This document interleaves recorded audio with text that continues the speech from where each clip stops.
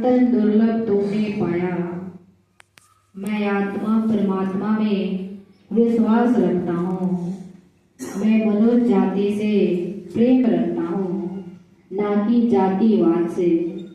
आप सभी आत्मज्ञान की बात को ध्यान लगाकर सुने। यह तन दुर्लभ तुमने पाया, कोटि जन्म भक्ता जब खाया। अब या को विठा मत खो, चेतो चिंचन भक्ति कमाओ। अब इस बात को अच्छे प्रकार समझ ले कि मनुष्य तन बहुत दुर्लभता से मिला है।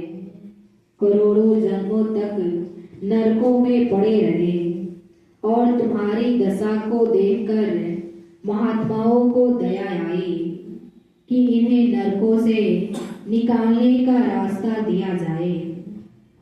नाना प्रकार के योनियों में भोग भुगतने के बाद यह नर्तन मिला है, इसे व्यर्था मत खो।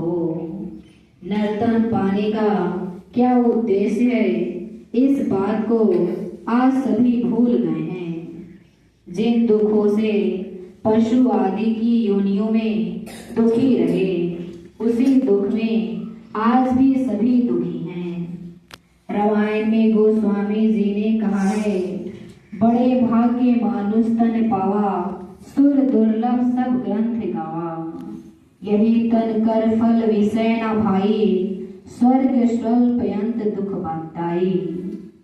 अब बकरी कुत्ता बिल्ली गधा आदि योनियों में भी बहुत बच्चे पैदा किए, लेकिन आज यहाँ हैं और वो भी ना जाने कहाँ होंगे। बार बार यही प्रवृत्ति होती रही, इससे जरा भी मन मुड़ता नहीं है।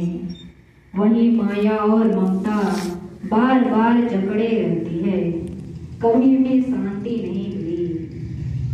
हर योनियों में बच्चे और बच्चियां पैदा करते रहे, कभी ये उनको छोड़कर पहले ही दूसरी योनि में गए और वे बच्चे ही इन्हें छोड़कर दूसरी योनियों में चले गए। फिर भी इस तथ्य को ना समझ सके कि बच्चे और बच्चियां आदि सांसारिक पदार्थ चंद दिनों का खेल है। यहाँ पर कोई किसी का साथी नहीं है। जैसा कर्म करोगे वैसा ही फल पाओगे। रामायण में कहा है, कर्म प्रधान विश्व रचि राखा, जो जस करे सो तस फल चाखा। पुण्य कहा, सकल पदार्थ ये जग गाही, कर्महीन नर पावत नाही। गोस्वामी जी ने रामायण में अच्छी प्रकार यह समझाया है कि यहाँ सब कर्मों का विधान है। कर्म के अनुसार तुम्हें नाना सुख और नाना दुख भिन्न भिन्न योनियों में भोगने पड़ रहे हैं।